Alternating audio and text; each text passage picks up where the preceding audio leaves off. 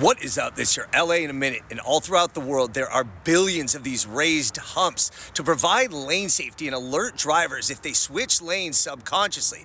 Well, the thing is, in a special episode brought to you by Culver City Toyota, not only do these dots have a name, but they're invented right here in LA. Let's get into it.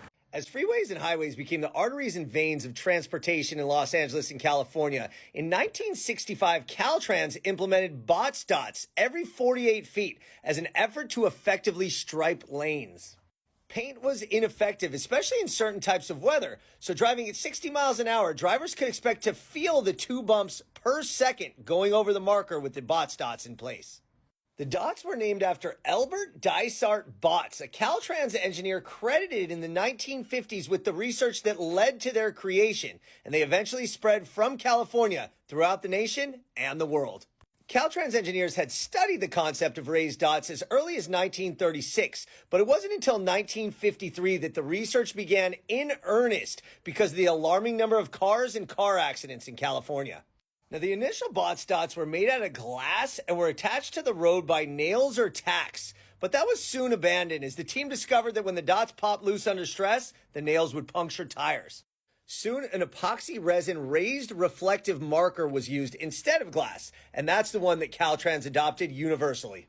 Now, unfortunately, Botts himself passed away in 1962, but in 1966, the California State Legislature mandated that Botts dots are used for lane markings on all state highways and in non-snowfall areas. One powerful side benefit that saved many lives over the years is the fact that drowsy drivers can snap awake whenever they feel the bumps on the road from these Botts dots. And they became so effective that at one point there were over 30 million of these on roads in California alone.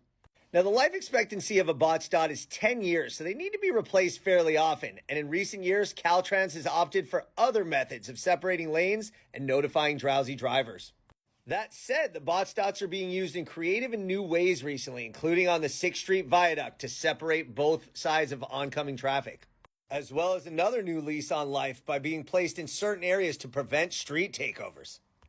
It's estimated that more than 500 million box dots have been installed worldwide, and the way they're installed is pretty much by hand. There's a bucket truck with a bucket riding over the intended targets, and an employee deploys an electric gun to apply a 400-degree adhesive before applying the dot manually.